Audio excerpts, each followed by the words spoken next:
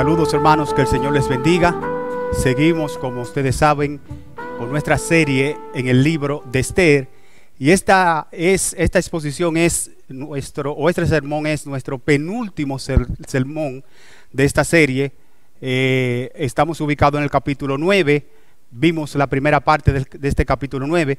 Y ya para hoy vamos a ver el capítulo 9, versículo 16 hasta el versículo número 32 de esta nuestra serie. En la próxima exposición veremos ya finalmente la conclusión en el capítulo número 10. Así que les invito a orar para pedir la asistencia de nuestro gran Dios, que podamos ser dirigidos por Él y para ser ministrados por su palabra. Oramos. Padre, gracias te damos por tu buena palabra. Gracias por tus misericordias, por tus bondades. Son nuevas cada mañana. Bendícenos ahora que vamos a exponer tu palabra. Ministra nuestros corazones. Trabaja con nuestras conciencias, con nuestras vidas, a fin de que nos parezcamos más a Jesucristo, porque te lo pedimos en su nombre. Amén. Muy bien, mis amados, en esta oportunidad nosotros, como acabo de decir, veremos Esther capítulo 9, versículo 16 hasta el versículo número 32 y finalizamos este capítulo 9. Y hoy el sermón se titula La antesala de una realidad futura. La antesala de una realidad futura. Bueno, y usted quizás se está preguntando por qué nuestro sermón se titula La antesala de una realidad futura.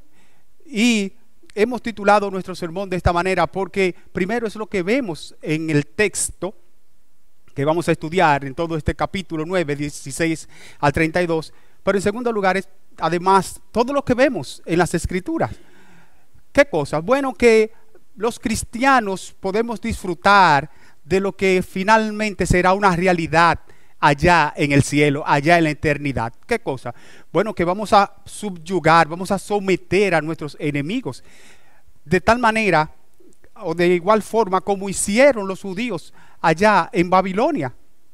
Los judíos que estaban cautivos allá ciertamente sufrieron, fueron esclavizados, pero llegó un momento en que por la gracia del Señor ellos pudieron someter y vencer a sus enemigos. Y esto es una realidad, como acabo de decir, una antesala de una realidad que se avecina de manera futura en la eternidad, en el cielo, en que todos los hijos de Dios disfrutaremos de ellos. Vamos a gobernar, vamos a someter, vamos a esclavizar, a subyugar a nuestros enemigos. Y ojo con esto, no solamente a nuestros enemigos físicos, sino también a nuestros enemigos espirituales, o mejor conocidos también como enemigos del alma. En el cielo, en la eternidad, ya esto no va a suceder. Ya nosotros estaremos liberados y gobernando delante de la presencia del Señor de manera absoluta. Les invito a ir al capítulo 9, versículo número 16 de nuestro libro de Esther, para que veamos como texto central el mismo y empecemos a desarrollar nuestra historia. Y recuerden, los judíos están allá en Babilonia, están cautivos, hablando acerca de la fiesta, porque hay una fiesta llamada la fiesta del Purín. En cuanto a los otros judíos, dice el verso 16, que estaban en las provincias del rey, también se juntaron y se pusieron en defensa de su vida y descansaron de sus enemigos. Oiga bien lo que acabo de decir, descansaron de sus enemigos y mataron de sus contrarios a 75,000, pero no tocaron sus bienes. Note cómo el mismo texto nos lo dice, amados hermanos. Ellos subyugaron, vencieron a sus enemigos. Y debemos de aclarar en esta exposición que ciertamente esto no sucede de manera constante en esta tierra. No siempre nosotros vencemos a nuestros enemigos.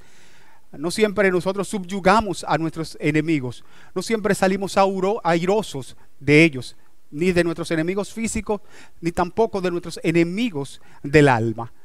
Pero eso es una realidad que vamos a palpar, que va a marcar nuestra vida para siempre en el reino de los cielos. Ahí no va a haber obstrucción de la justicia, ahí no va a haber debilidad de la justicia. Allá en el cielo, cuando estemos con nuestro Señor, gozando de la eternidad, ya estaremos liberados de todos nuestros enemigos.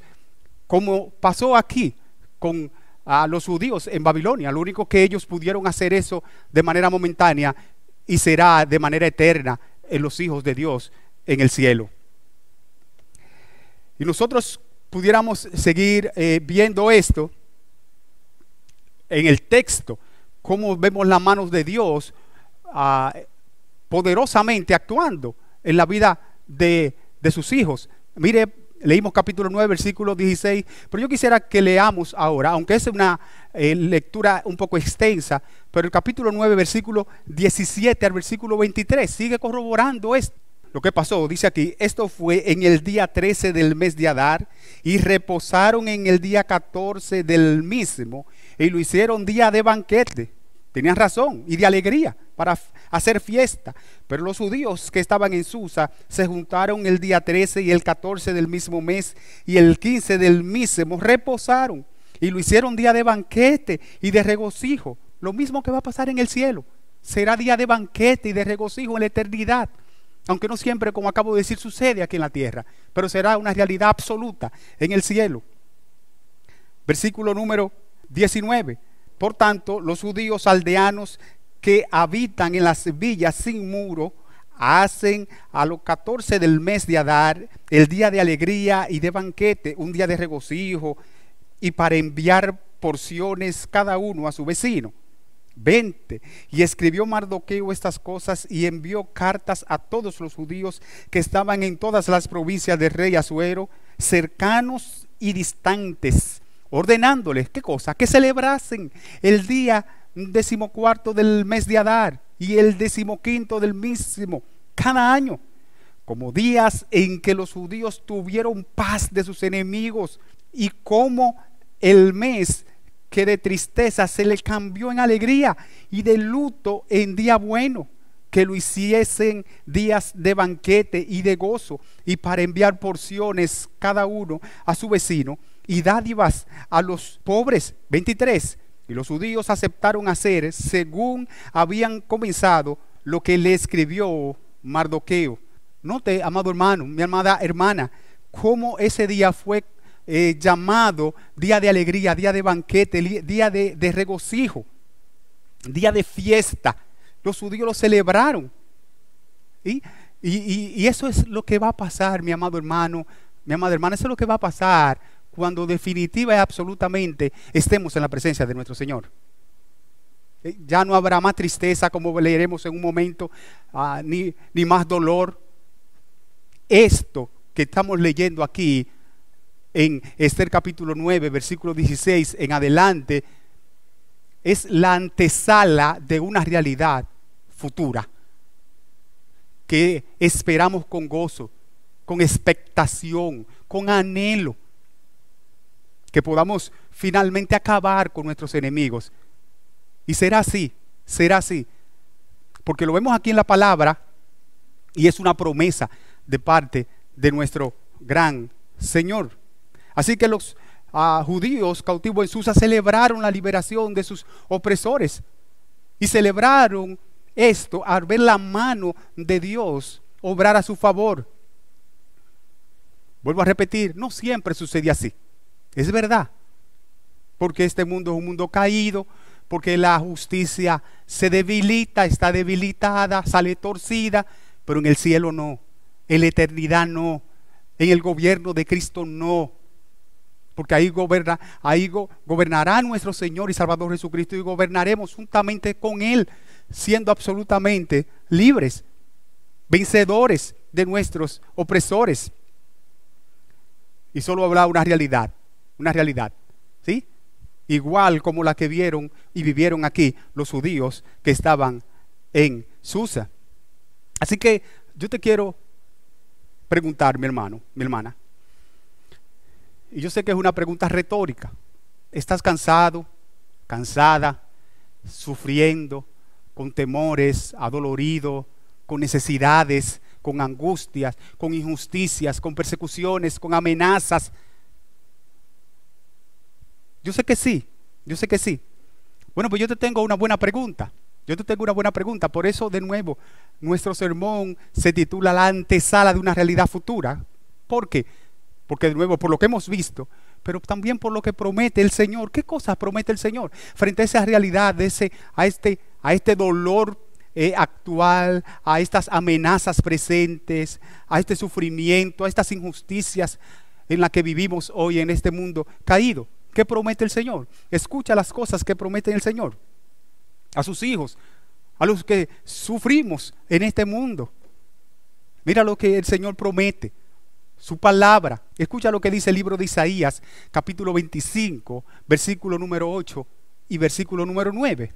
Dios promete, dice aquí, destruirá la muerte para siempre. Y si hay algo a lo que le tememos, a veces es la muerte. No tenemos razón porque tenemos esperanza en Cristo, pero por causa del pecado tememos. Bueno, por aquí el Señor promete que destruirá la muerte para siempre. ¿Y qué más hará? Dice Isaías capítulo 25, verso 8 y verso 9, y enjugará Jehová el Señor toda lágrima de todos los rostros y quitará la afrenta de su pueblo de toda la tierra, porque Jehová lo ha dicho. Y se dirá en aquel día, he aquí, este es nuestro Dios, le hemos esperado y nos salvará. Este es Jehová, a quien hemos esperado. Y sigue diciendo aquí, nos gozaremos y nos alegraremos en su salvación. Lo esperaremos y nos gozaremos en su salvación. Esa es tu realidad, mi realidad, la realidad de todo hijo de Dios. Esa es. Mi amado hermano, mi amada hermana, tu realidad, lo que tú estás pasando ahora, no es tu realidad absoluta. Es una realidad pasajera, aparente. Tu realidad absoluta y real es la promesa del Señor. Esta, la que el Señor ha prometido en su palabra, lo que acabamos de leer. Confirma una vez más esto. Mira cómo dice el libro de Apocalipsis. Quiero que me acompañes. Apocalipsis capítulo número 21. Algo muy similar a lo que dice Isaías capítulo 25, verso 8 y 9. Pero escucha Apocalipsis capítulo 21, versículo 1 hasta el versículo número 5. Dice Juan, vi un cielo nuevo y una tierra nueva, porque el primer cielo y la primera tierra pasaron, y el mar ya no existía más. Y yo, Juan, vi la santa ciudad, la nueva Jerusalén, descender del cielo de Dios, dispuesta como una esposa ataviada para su marido.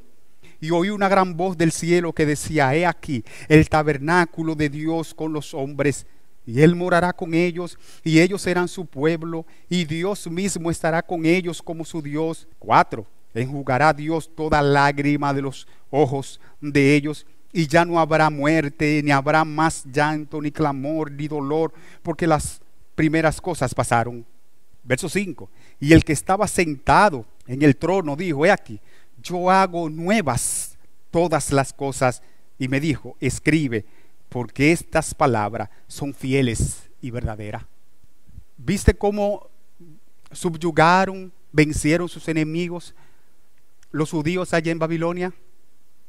Este es el principio de lo que será absolutamente en tu vida y en mi vida y en la vida de todo hijo de Dios, en la vida de todo hijo de Dios. Así que por esto el apóstol Pablo en el libro de Romanos dice que las aflicciones presentes no se pueden comparar o igualar con la gloria futura que nos está aguardando. No se puede comparar. Mi hermano, mi hermana, los judíos empezaron a ver aquí en Susa, Babilonia, al subyugar y gobernar a sus enemigos, empezaron a ver lo que disfrutaremos al final. Ya Isaías capítulo 25, verso 8 al 9, como Apocalipsis capítulo 21, 1 al 5, nos dicen allí que Dios va a enjugar toda lágrima de todos los rostros, que destruirá la muerte, que ya no habrá más dolor, más tormento, más sufrimiento, más aflicción. Eso es lo que nos espera. Entonces, la exhortación es a esperar con esperanza en el Señor, a aguardar en sus promesas, a fortalecernos en ella cada día. Esto es, mis hermanos, entonces, lo que nos espera de parte del Señor en el cielo. Pero algo más, algo más. El destino final de tu vida no lo determina nadie, solamente lo determina Dios. Tu destino final no lo determina ni el zodíaco, ni el destino, nada de esto. Tu destino, tu suerte está en las manos de Dios. ¿Y por qué decimos esto? Bueno, mi hermano, porque curiosamente, el mismo día, en el mismo mes y el mismo año en que se había promulgado un edicto para que los babilónicos o los de Babilonia sometieran y subyugaran y abusaran de los judíos, en ese mismo día el papel se cambió.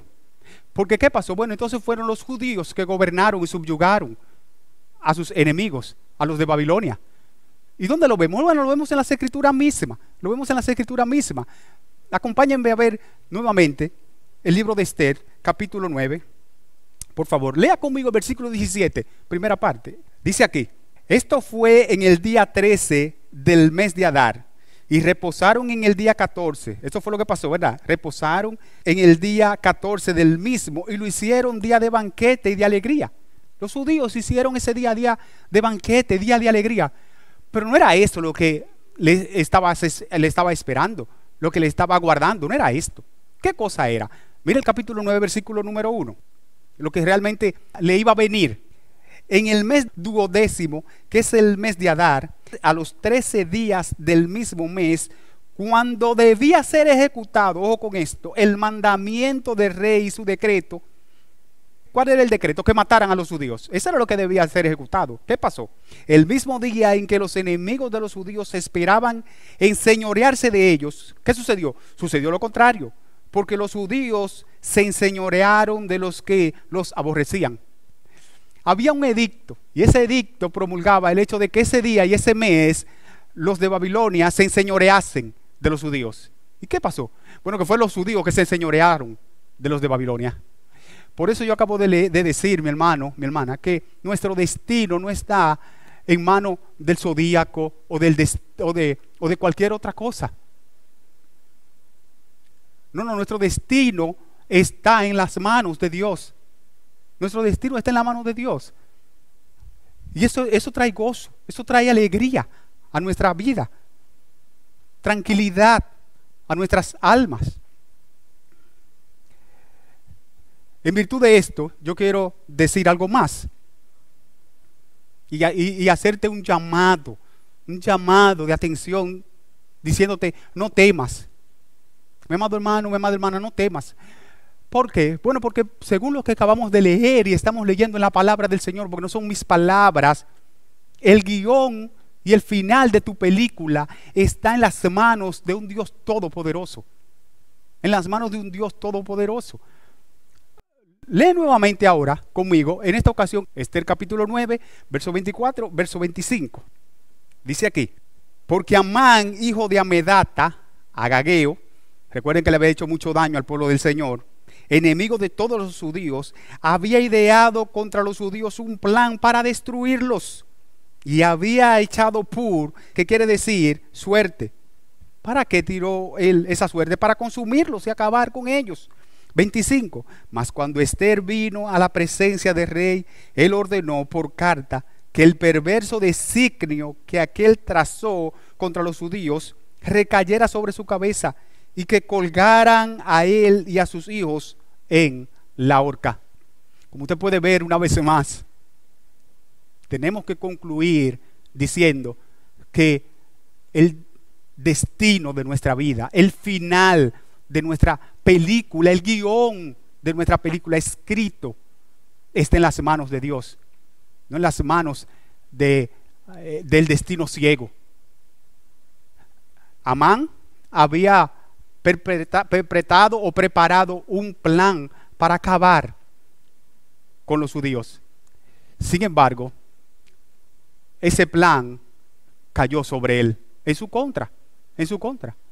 Dios lo ideó, lo preparó, lo hizo así. ¿Y por qué?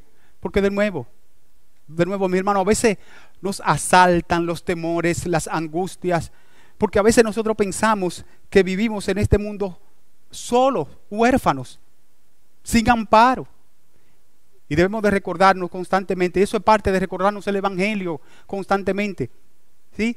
El Evangelio significa que Dios el Padre entregó lo más preciado, su único Hijo por causa nuestra. Y como dice Pablo en Romanos capítulo 8, ¿cómo no nos dará Dios entonces con Él todas las cosas? Pues ya entregó a su Hijo por nosotros. Entonces ya todo lo demás también nos lo dará para su gloria y en favor de nuestras almas. No, tú no eres una persona que está solo, desprotegido, desprotegida en este mundo, en esta vida. No, tú estás bajo el amparo, bajo la dirección, bajo el gobierno de un Dios todopoderoso. Nótese cómo se cambiaron los papeles en Susa, Babilonia. Cuando se esperaba que sean los babilónicos que se enseñoreasen de los judíos, entonces fueron los judíos que se enseñorearon de los babilónicos. Y eso solamente lo puede hacer nuestro Señor, nuestro gran Dios. Yo no sé si tú te has fijado, mi amado hermano, mi amada hermana, te has detenido a pensar, y cuando yo me detuve a pensar acerca de esto, para mí ciertamente me llamó la atención, pero nosotros hemos sido, la Biblia enseña en San Juan capítulo número 1, que hemos sido, San Juan capítulo 11, 1 al 11, dice que hemos sido adoptados por parte del Padre, por medio de Cristo, por gracia. Sin embargo, Dios el Padre no nos llama adoptados. Cuando tú revisas todas las escrituras, nosotros no vemos al Padre diciendo, adoptado, ven acá. A los adoptados allí, a los adoptados, no. Nos llama hijos, hijos. Somos hijos de Dios. Ciertamente hemos sido adoptados en Cristo, pero somos hijos. Él nos llama hijos. Hemos pasado a tener herencia. Eso es lo que enseña Romanos capítulo 8, versículo número 17. Somos herederos de Dios y coherederos juntamente con Cristo. Y solamente los hijos heredan. Para nosotros es una gran bendición, tremenda bendición. Nuestro Dios, como usted puede ver, entonces, como podemos notar, es el Dios que cambia el panorama. Cambia los panoramas. Esto fue lo que hizo con los judíos cautivos allí. Y no solamente con los judíos cautivos allí, sino que lo hizo también con nosotros. ¿De qué manera? Bueno, una vez fuimos traídos a Cristo, nuestro panorama cambió. Al igual que cambió el de los judíos allí en Susa, así cambió nuestro panorama. Nuestra vida cambió, nuestro destino cambió. Porque estamos ahora en el Señor, estamos ahora en Cristo, estamos bajo el amparo de nuestro gran Rey y Señor. Una vez más, tenemos que ir a las Escrituras. Recordemos que estamos analizando Esther capítulo 9. Lea conmigo ahora, versículo 26 al versículo 28. Por esto, ¿por qué cosa? Bueno, por todo lo que ha estado aconteciendo aquí, que nos relata nuestra lectura, nuestro trozo escritural. Por esto llamaron a este día Purim, por el nombre Pur, y debido a las palabras de esta carta y por lo que ellos vieron sobre esto y lo que llevó a su conocimiento. Verso 27, los judíos se establecieron y tomaron sobre sí, sobre su descendencia y sobre todos los allegados a ellos, que no dejarían de celebrar estos 2 días según está escrito tocante a ellos, conforme a su tiempo cada año. Verso 28, y que estos días serían recordados y celebrados por todas las generaciones, familias, provincias y ciudades, que estos días de Purim no dejarían de ser guardados por los judíos y que su descendencia jamás dejaría de recordarlo. Y tenían razón para ello, mis hermanos. Ellos tenían razón para recordar perpetuamente esto. ¿Y por qué? Porque vieron la mano del Señor. Vieron la mano del Señor. Se instituyó que esos días ellos lo celebrasen y que lo recordaran constantemente y que las provincias y las familias celebrasen esa mano poderosa de Dios sobre ellos. Recuerden, estaban al borde de la muerte, al borde de la aniquilación. Y Dios cambió el plan. Dios cambió el plan. Ahora, ¿qué tiene que ver esto con nosotros? ¿Qué tiene que ver esto con nosotros? Bueno, mi hermano, todo. Todo. Porque al igual que ellos, si hay algo que tú y yo debemos de celebrar perpetuamente, de recordar perpetuamente, al igual que estos judíos, aquí de generación en generación, ellos habrían de celebrarlo, y tú y yo de generación en generación debemos celebrarlo y recordarlo. Es precisamente la obra, la mano poderosa de nuestro Dios en nosotros. ¿Quiénes éramos antes? ¿Dónde estábamos antes? ¿Quiénes somos ahora? ¿Y dónde estamos ahora? Éramos hijos de las tinieblas, hijos del infierno, perdidos en las tinieblas. Sin embargo, el Señor nos cambió el panorama, nos cambió el destino. Y eso es algo para celebrarlo. Si esos judíos tenían razón para celebrar, por haber visto la mano de Dios sobre ellos, tú y yo más. Tú y yo aún más. Escucha cómo lo dice el libro de Colosenses, capítulo 1, versículo 12 y versículo 13. Literalmente, escúchalo, dice aquí: con gozo, dando gracias al Padre que nos hizo aptos para participar de la herencia. El Padre nos hizo aptos para participar de la herencia de los santos en luz, el cual nos ha librado de la potestad de las tinieblas. No es que nos va a librar, es que ya nos libró de la potestad de las tinieblas y trasladado al reino de su amado Hijo. ¿Qué hizo el Señor con los judíos allí en Babilonia? Los libró de manos de sus enemigos. Y eso fue, ellos instituyeron celebrarlo de generación en generación, para que nunca lo olvidaran. Mi hermano, en medio de las amenazas, en medio del dolor, en medio de la tristeza, aún en medio de las afecciones de este coronavirus, nosotros debemos recordar que tenemos una esperanza mayor. Hemos sido trasladados del reino de las tinieblas, absolutamente del reino de las tinieblas, al reino de la luz. Hemos sido trasladados del infierno al cielo. Y esto no es algo que se va a borrar, esto no es algo que se pierde, esto es algo absoluto, eternamente y para siempre. Hemos leído, hemos escuchado las promesas del Señor. Y por eso nuestro sermón, una vez más, es titulado La antesala de una realidad futura. Es verdad, como dije hace un momento, que en este mundo tenemos aflicciones, tenemos dolores, decepciones, tristeza, angustia, amenazas, todo. Pero como dice Pablo una vez más en Romanos, las aflicciones presentes no son comparables, no se comparan con la gloria futura que nos aguarda. No se compara, mi hermano. El tiempo de sufrimiento que tuvieron los judíos durante ese cautiverio allí en Babilonia, y ahora su celebración, muy seguro les hizo olvidar todo ese dolor pasado. Del mismo modo, mi amado hermano, esa esperanza futura de haber sido trasladado del reino de las tinieblas al reino de la luz debe sobrecoger nuestras mentes, nuestros corazones, amén de todas las aflicciones, y poner nuestros ojos en las cosas de arriba, como dice Pablo en Romanos capítulo 3, en espera de esa esperanza que nos espera, que nos está guardada al final. Finalmente, mi amado hermano, luego de haber sido rescatados de la condenación eterna,